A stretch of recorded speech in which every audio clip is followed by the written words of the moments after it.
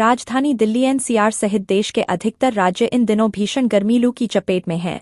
पिछले कुछ हफ्तों से राजधानी में तापमान 42 से 48 डिग्री सेल्सियस के बीच बना हुआ है। बुधवार को गर्मी ने सारे रिकॉर्ड तोड़ दिए। मीडिया रिपोर्ट्स के मुताबिक दिल्ली के मुंगेशपुर इलाके में बुधवार को अधिकतम तापमान 52.9 डिग्री सेल्सियस दर्ज किया गया। यह राष्ट्रीय राजधानी में अब तक दर्ज किया गया सर्वाधिक तापमान है। इस स्तर की गर्मी को स्वास्थ्य विशेषज्ञ गंभीर समस्या कारक मानते हैं। अध्ययनकर्ता कहते हैं, इंसानी सेहत के लिए 45 डिग्री से अधिक का तापमान गंभीर समस्या कारक है। इसका 50 से ऊपर जाना जानलेवा दुष्प्रभावों वाला भी हो सकता है। क्या वास्तव में पारा 50 को पार कर गया है? इस बारे में भारत मौसम विज्ञान विभाग (IMD) के महानिदेशक एम महापात्रा ने कहा, मौसम विभाग मुंगेशपुर के स्वचालित मौसम स्टेशन में लगे तापमान सेंसर की जांच कर रहा है ताकि ये पता किया जा सके कि सेंसर सही से काम कर रहा है या नहीं। भारत सहित दुनिया के कई देश पिछले एक दशक से तापमान में लगातार हो रही वृद्धि का सामना कर रहे हैं। संयुक्त राज्य या अमेरिका में पिछले कुछ वर्षों में बढ़ते तापमान ने सार्वजनिक स्वास्थ्य को खतरे में डाल दिया है। कई शहरों में हीट स्ट्रोक और गर्मी के कारण होने वाली बीमारियां मृत्यु दर में नाटकीय वृद्धि का कारण बनी हैं।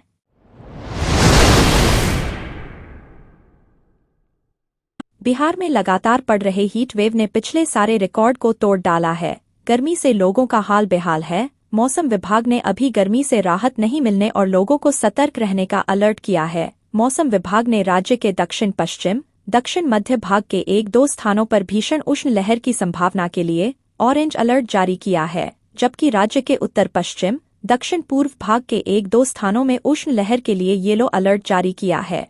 राज्य के दक्षिण पश्चिम पटना के 1-2 स्थानों पर गम रात्रि के लिए संभावना जताते हुए येलो अलर्ट जारी किया है। आज लू लगने की वजह से नालंदा में होमगार्ड जवान और बेगूसराय में एक महिला की मौत हो गई। बता दें कि बुधवार को भीषण गर्मी के कारण अलग अलग स्कूलों में शिक्षक और बच्चे समेत 337 लोग बीमार पड़ गए थे। वहीं 16 लोगों की मौत हो गई थी। मौसम और हीटवेव को लेकर बिजली विभाग ने भी विद्युत सप्लाई में बढ़ रहे ओवरलोड के कारण व्यवधान उत्पन्न हो रही है।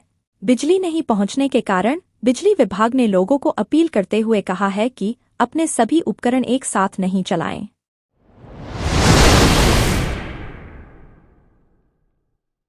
देश के कई राज्यों में इन दिनों भीषण गर्मी पड़ रही है। ऐसे में ट्रेनों में सफर करने वाले यात्री आरामदायक सफर के लिए ज्यादा पैसे देकर एसी कोच में सीट बुक कराते हैं, लेकिन उन्हें एसी कोच में भी परेशानी का सामना करना पड़ रहा है। रेगुलर मेंटेनेंस नहीं होने से रेलवे के एसी कोच यात्रियों के लिए परेशान का सबब बनते जा रहे हैं। इन दिनों वंदे भारत, राजधानी समेत कई सुपरफास्ट एक्सप्रेस ट्रेनों के एसी फेल होने की शिकायत रेलवे को मिली है।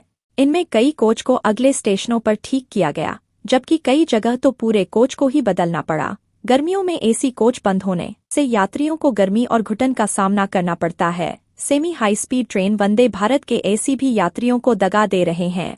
25 मई को train number 22,425 Ayodhya Anand Vihar Vande Bharat express Ayodhya से दोपहर 3 बजे रवाना हुई। इसकी बोगी C3 में शुरू से ही कूलिंग नहीं हो रही थी।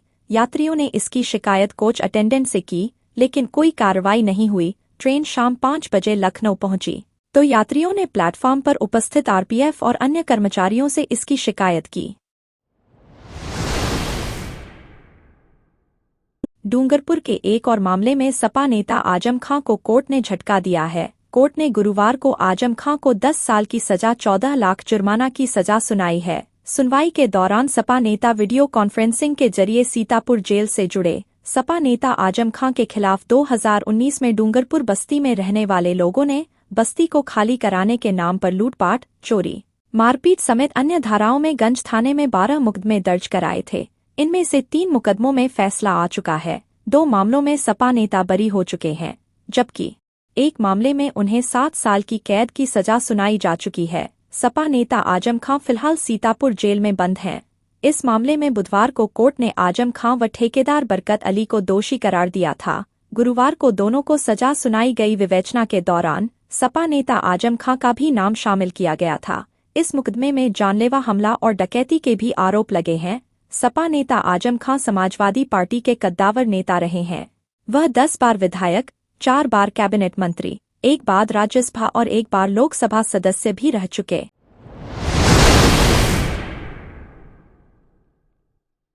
उत्तरी कश्मीर के कुपवाड़ा जिले में सेना के जवानों पर 4 पुलिसकर्मियों की पिटाई करने के आरोप में मामला दर्ज किया गया है। हालांकि सेना के प्रवक्ता ने कहा कि पुलिस और सैन्य जवानों के बीच मामूली मतभेद हुआ था, जिसे सुलझा लिया गया है। एफआईआर के अनुसार कुपवाड़ा पुलिस स्टेशन पर हुए हमले में कथित संलिप्तता के लिए सेना के 3 लेफ्टिनेंट कर्नल और 13 अन्य के खिलाफ हत्या के प्रयास और डकैती का मामला दर्ज किया गया है। अधिकारियों ने बताया कि कुपवाड़ा पुलिस थाने में तैनात विशेष पुलिस अधिकारी रईस खान, इम्तियाज मलिक, कांस्टेबल सलीम मुश्ताक, जहूर अहमद को मंगलवार देर रात घायल अवस्था में श्रीनगर के सोवरा इलाके में स्थित शेरे Kashmir institute of medical sciences अस्पताल में भर्ती कराया गया है। आरोप है कि एक सैन्य अधिकारी के नेतृत्व में कुछ जवानों ने थाने में घुसकर पुलिसकर्मियों की पिटाई की, जिसमें 4 पुलिसकर्मी घायल हो गए। हालांकि पुलिस व सेना के अधिकारी विवाद को लेकर चुप्पी साधे हुए हैं। सूत्रों के अनुसार एक पुलिस दल ने किसी मामले की जांच के दौरान कुपवाड़ा के बटपोरा में सैन्य जवान के आवास पर छापा मारा था। इससे गुस्साए सैन्य जवानों ने पुलिस थाने में घुसकर मारपीट की।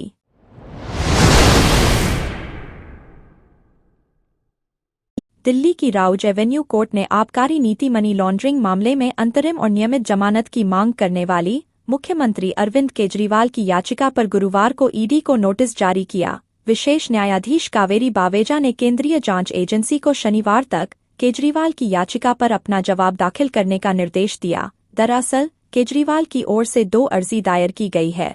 एक अर्जी में उन्होंने मनी लॉन्ड्रिंग केस में नियमित जमानत की मांग की है। दूसरी अर्जी में उन्होंने 7 दिनों के लिए अंतरिम जमानत दिए जाने की मांग की है। कोर्ट ने दोनों अर्जियों पर ईडी को नोटिस जारी किया है। 1 जून को दोपहर 2 बजे आगे सुनवाई होगी। केजरीवाल फिलहाल इस मामले में सुप्रीम कोर्ट द्वारा दी गई अंतरिम जमानत पर 1 जून तक हैं।